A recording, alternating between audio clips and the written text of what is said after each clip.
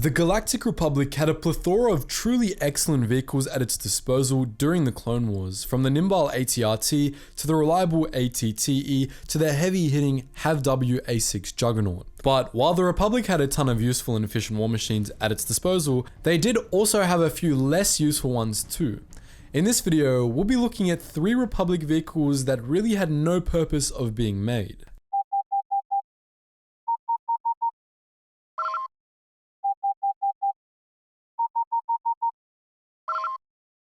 Attention, Sergeant on deck! At number 3, we have the all-terrain open transport. The AT-OT was one of the largest walkers produced by Rothana Heavy Engineering for the Republic, though why it was produced in the first place is a bit of a mystery. In a sense, it's a bit like a larger, less armored and poorly armed AT-TE, having the same basic shape but without a roof. Notable differences include having only 4 laser cannons and no mass drivers, having 8 legs, and again, having a completely exposed troop transport section. Primarily, the AT-OT served as a troop transport, but it's rather redundant in this regard to tell the truth. Other large Republic vehicles like the AT-TE, UT-AT, and Juggernaut are all capable of carrying troops as well, except they all actually protect them and even serve other purposes too. Sure, the AT-OT may carry more clones than the former two, but it would only take 2 AT-TEs to safely shelter the AT-OT's complement and at a much lower risk of getting your platoon wiped out by anything that can aim and has cover. The all-terrain Force Reconnaissance Walker is an obscure entry on this list, and it is also entirely useless.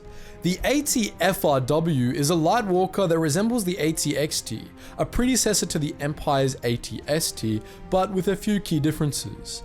It has weaker weaponry, requires 2 operators instead of 1, and was around 5 times the cost of a brand new AT-XT.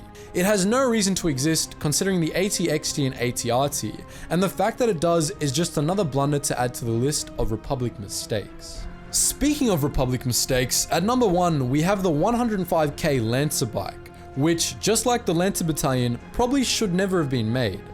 But while the Lancer Battalion at least had some sort of purpose, this bike model does not. It's unarmed, poorly armored, and it's slower than both the BARC Speeder and the 74Z Speeder bike, the prevalent Republic bikes of the time. The only thing it has over either model is that the front of the main chassis is sort of stylized like a clone helmet. The use of Lancers in the Clone Wars is already a strategically dubious move at best, but even if we treat that tactic like it's perfectly okay, these bikes are still useless.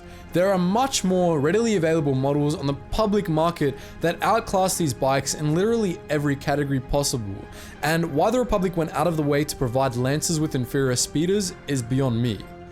But that's just our thoughts, and as per usual, I want to know what you think. Did we miss any useless Republic vehicles, and do you agree with our list? Let me know in the comment section below. And as per usual, make sure you don't miss out on the wider Geetsly community, and check out all our links in the description below, including all of our Discord links and our GGN links if you want to game with our community. And if you do want to help support the channel more than you already are by watching these videos, please do check out the Patreon.